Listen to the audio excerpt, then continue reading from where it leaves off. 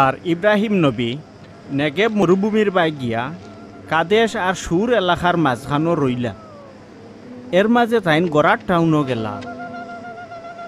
হনো থান বিবি সাইরারে হিরবার নিজর বইন হইয়া পরিচয় দিলা। এর লাগি গড়ারর বাদশা আবি মালিকে মানুষ দি সাইরারে থান গেছে নিলাগি। রাইতর বেলা আল্লাহ আবি মালিকরে খোয়াবর মাঝে কইলা, শুনো ও যে বেটিরে তুমি লইয়া আইছো তাইর তো জামাই আছ, এর লাগি আমি তাইরে সইতে দিলাম না। হইলে তুমি এখন মৌতর মুখ, এখন তুমি থান বিবিরে থান গেছে ফিরত দিলাও। তাইন একজন নবী, তাইন তোমার লাগি দোয়া করবা, তেও তোমার জান বাঁচব। আর যদি তাইরে ফিরত না দেও তে জানিলিও তুমি আর তোমার হকলেও নিশ্চয় মরবায়। ও আবি মালিকে ফজর রক্ত উঠিয়া তার নিজর উজির নাজির অকলরে ইটা সকলতা কইলা। ইটা শুনিয়া তারা খুব বেশি ডরাই গেলা।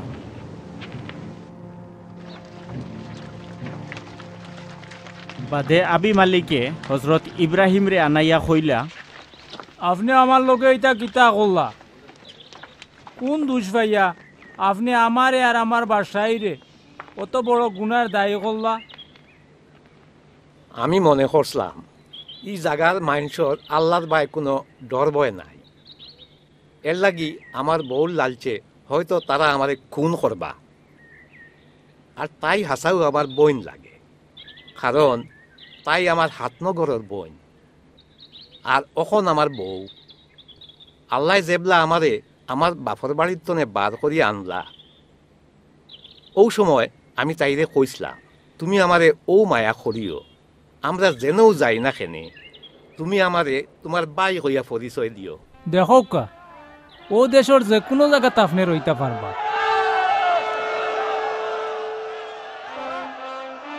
ওখান হইয়া তাইন ইব্রাহিমর বিবি সাইরারেও ফিরত দিলাইলা।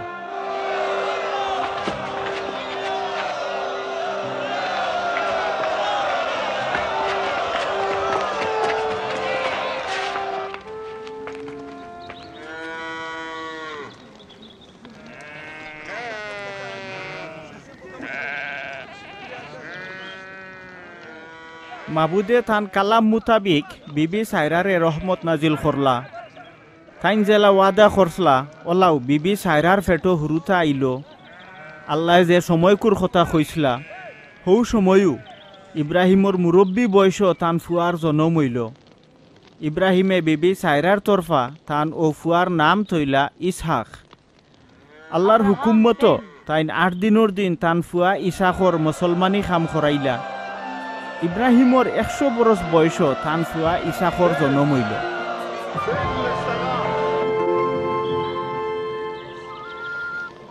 ইসাক বড় হওয়ার বাদে যেদিন তান মার দুধ ছাড়াই লইল, হৌ দিন ইব্রাহিমে বড় এক মেজবানি করলা। বিবি সাইরায় মনে মনে কইলা, আল্লাহ আমার মুখর আসিবার করলা, আর এটা যে শুনব হেও আমার লগে আসিব।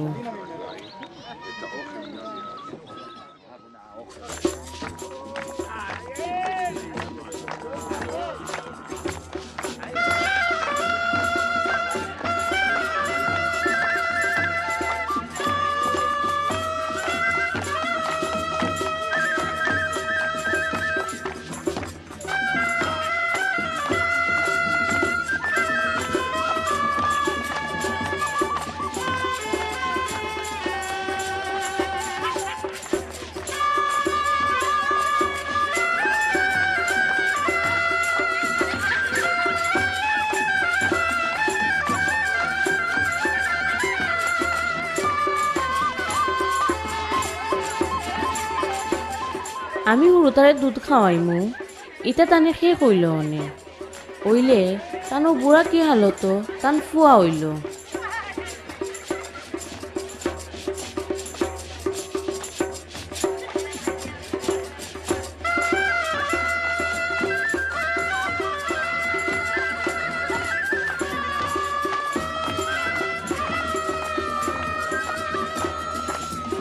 আর মিশরীয় বান্দি হাজেরার ফেটো ইব্রাহিমর যে ফুয়া হইছিল, বিবি সাইরাই দেখলা হে ইসাকরে লইয়া থামসা করে। শুনো ই বান্দিরে এটাই ফুয়ারে বাড়িতে না খেদাই দো বান্দির ফুয়া আমার ইচ্ছা করলগে ওয়ারিশ হইতে পারতো না। ফুয়ার ব্যাপারে এই নালিশ শুনিয়া হজরত ইব্রাহিমে মনের মাঝে খুব দুঃখ পাইলা। ও আল্লাহ তানরে কইলা, তোমার বান্দি আর তাইর ফুয়ার লাগি তুমি বেজার হইও না। বিবি সাইরায় তোমার এজেলা কইছে ওলা করো, কারণ ইসাকরে দিয়াও তোমার বংশ ধরা হইব। আর হৌ বান্দি হাজেরার ফুয়া থাকিও আমি একটা জাতি তৈয়ার করম, কারণ হেও তো তোমার আওলাদ। তো ইব্রাহিমে আগুয়ান উঠিয়া কিছু রুটি আর ফানি বরিয়া এক চামড়ার বেগ হাজাইয়া হাজেরার খান্দ তুলিয়া দিলা। ফুয়াগুরে হাজেরার আঁতর সফিয়া বিদায় করলা।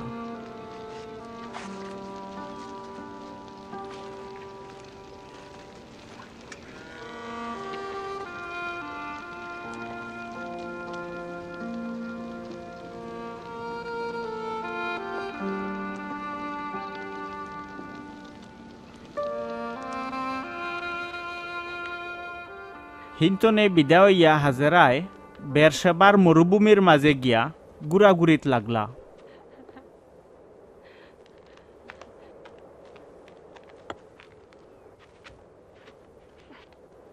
থলির ফানি ফুরাই গেছে, ই মরুভূমির মাঝে আর কোনো পথ নাই।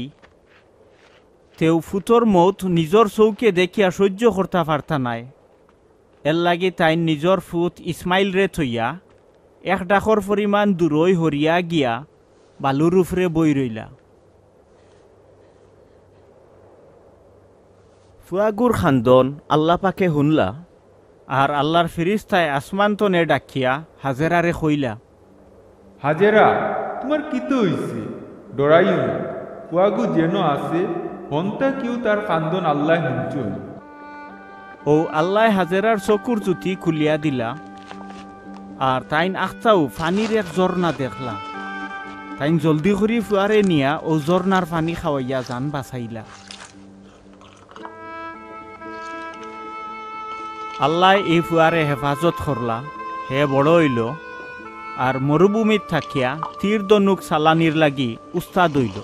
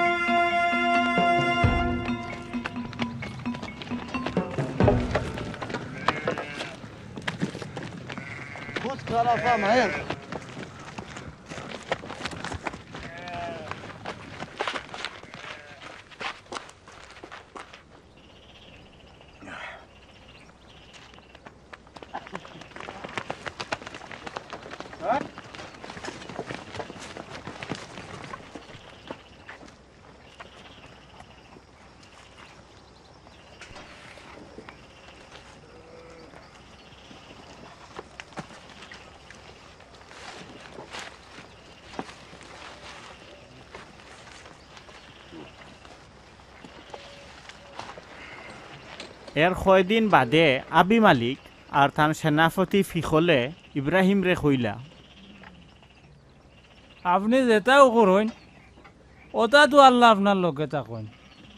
এর লাগি আল্লাহর নামে আপনি আমার কাছে কসম করুকা, আমার লোকে বা আমার আওলাদ দখলর লোকে আপনি কোনো বেইমানি করতা নাই।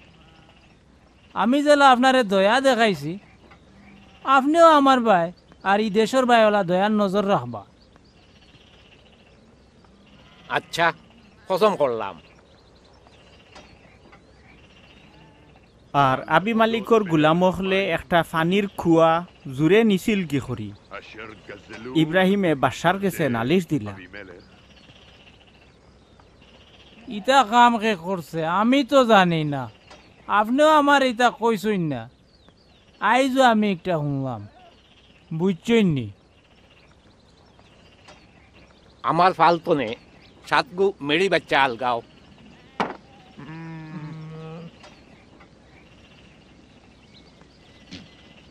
ই মেরি সাতগু আলগা করার মানি কিতা? হুজুর আপনিও গুন্তরে নেউকা তেও হকলে ইটা দেখিয়া ফরমান পাইবা ই ফানির কুয়াটা যেন আমিও খুঁজছি, ইটাও হাসা। এর লাগি ও জায়গার নাম হইল বেরশেবা। অনু তারা দুইজনে খসম খরসলা। তারা বেরশেবা তো চুক্তি করার বাদে আবি মালিক আর তান সেনাপতি ফিখল উঠিয়া ফিলিস্তিনীয়গুলোর দেশ ফিরিয়া গেলাগি। বাদে ইব্রাহিমে বেরশেবাত একটা জাউ গাছ রইলা। আর যে মাবুদর শুরুও নাই শেষও নাই তান এবাদত করলা। আর ইব্রাহিমে ফিলিস্তিনীয়গুলোর দেশ বহুত দিন খাটাইলা।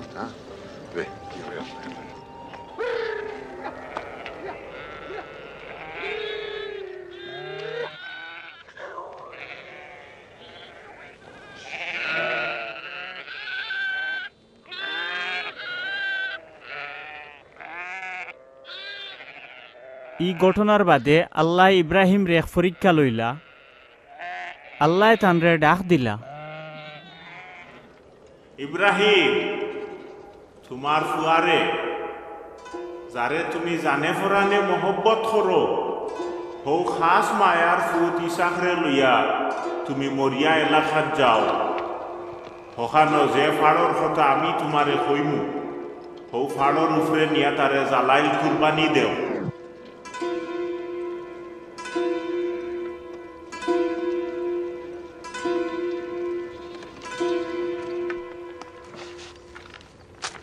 তো ইব্রাহিমে ফজরে উঠিয়া গাদার ফিটিত গদ্দি বান্ধিয়া থান ফুয়া ইসাক দুইজন গুলাম আর জালাইল কুরবানির লাগি লাকড়ি খাটিয়া লইলা।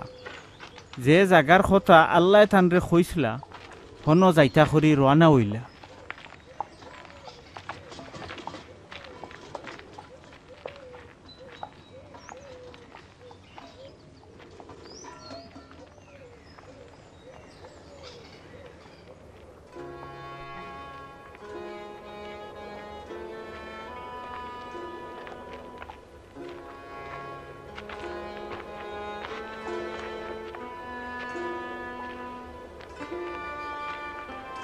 তিন দিনের দিন ইব্রাহিমে চোখ তুলিয়া চাইতেও দূরই থাকি হৌ জাগা খান দেখলা।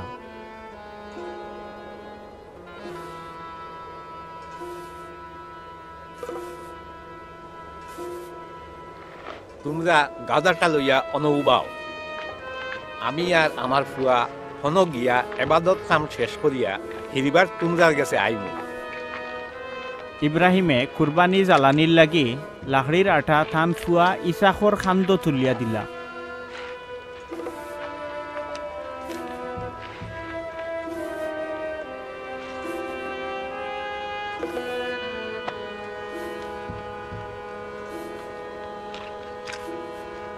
আর তার নিজর আতো আগুইনর ফাতিল আর ছুরি লইয়া দুইজনে সামনে দিয়া আগুয়াইলা।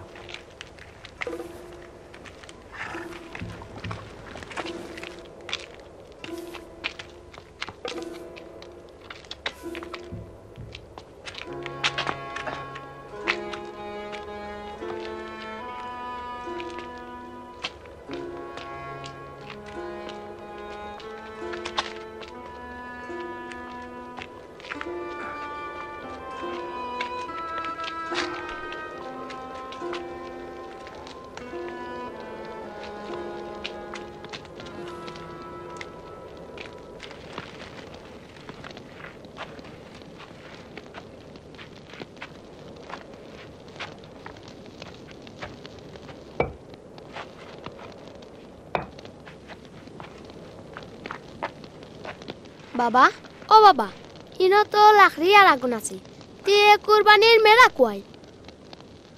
বাবারে কুরবানির লাগি আল্লাহ নিজেও মেড়ার বাচ্চা জুগাইবা।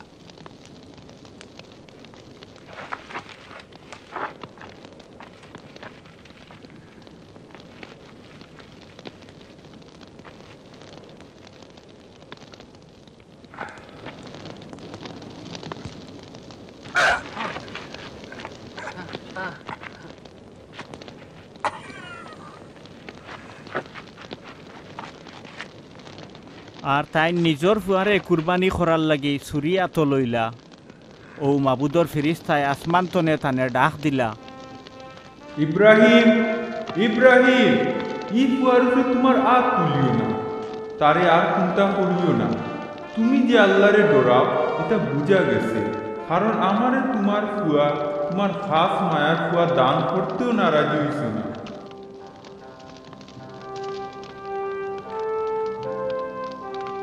ইব্রাহিমে চোখ তুলিয়া চাইয়া দেখইন তান খরে একটা দুম্বাই বে বে খরের, আর তার হিং জঙ্গলের মাঝে আটকি রয়েছে।